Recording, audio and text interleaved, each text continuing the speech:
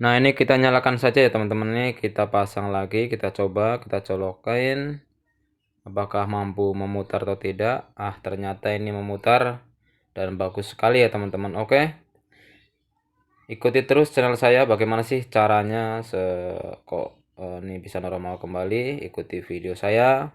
Kalau sekiranya bermanfaat, silahkan dukung channel kami dengan cara apa? Dengan cara like serta subscribe ya teman-teman, untuk mendukung channel saya. Assalamualaikum warahmatullahi wabarakatuh. Kali ini saya kedatangan sebuah Hexos ya teman-teman. Hexos ini biasanya kita pasang di kamar mandi ataupun kamar untuk menarik udara ya teman-teman. Hexos ini mereknya Panasonic ya teman-teman. Ini sudah memakai bearing ya, tidak memakai bushing ya. Jadi ini keluarnya adalah panas sekali, cuma tidak memutar ya teman-teman. Ini jadi apa namanya? Dinamonya panas sekali, cuman tidak mampu memutar ya teman-teman. Nah, ini merek Panasonic ya teman-teman. Ini kebetulan biasanya dipasang di kamar mandi. Kipas kayak gini sebenarnya rekomendasi banget ya untuk kita pasang di kamar ataupun kamar mandi untuk menarik udara ya teman-teman.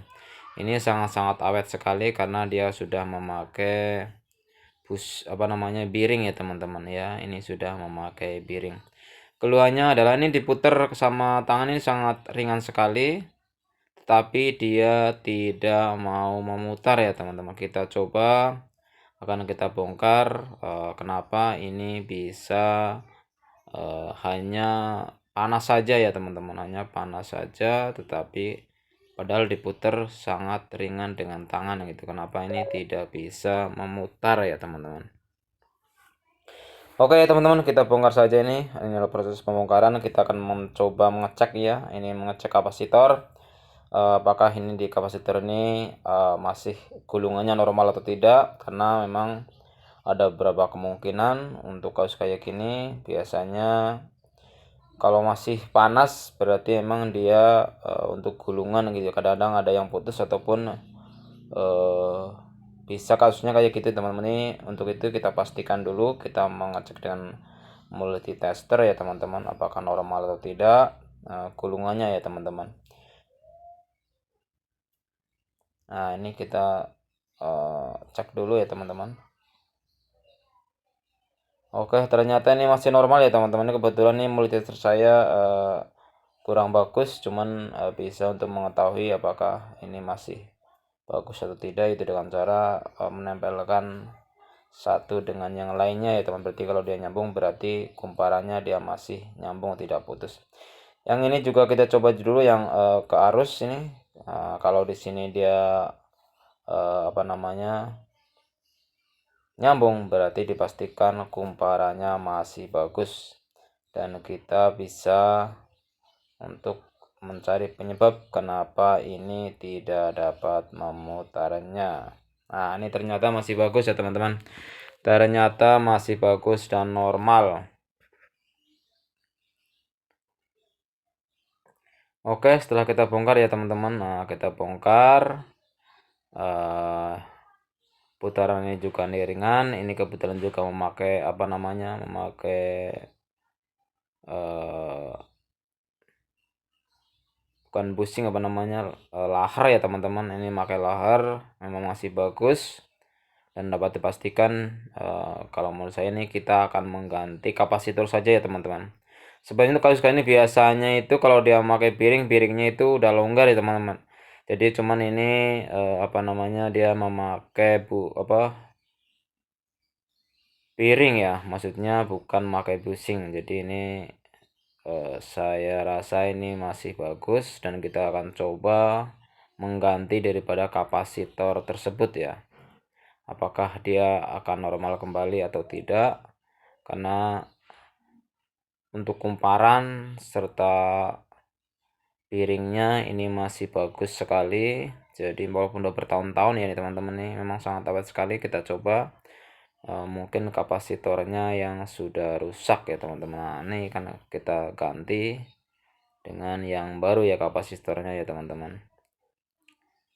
Oke ya teman-teman, ternyata ini sudah bisa memutar ya teman-teman, ini sudah memutar. Nah, ya memutar dengan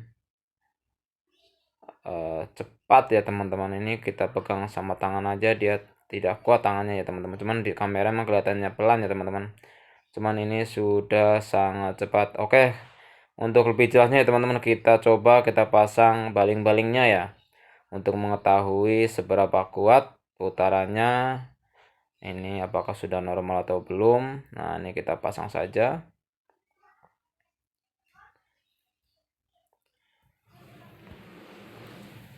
Nah, ini teman-teman kita pasang untuk mengetahui putarannya masih kencang atau tidak.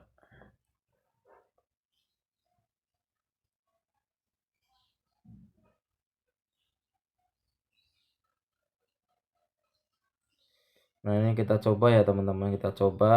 Nah, ini kebetulan belum saya solasi ya, itu yang dua itu cuman. Nah, ini teman-teman, jadi sudah sangat kencang sekali berputar dengan baik hanya dengan mengganti sebuah kapasitor ya teman-teman. Nah, untuk mengganti kapasitor sebenarnya bagusnya emang sama dengan yang ada di penggantinya ya teman, itu 1,8 mikrofarad. Nah, ini kita ganti saja dengan yang sama ya teman-teman. Untuk kapasitor sebenarnya murah sekali, kalau kita mau beli sekitar 5.000 ataupun 3.000. Kalau kita beli di toko mungkin sekitar 15.000 ya teman-teman. Kalau kita mau beli online itu murah sekali, hanya sebesar 3.000 sampai 5.000 saja ya teman-teman untuk kapasitor kayak gini.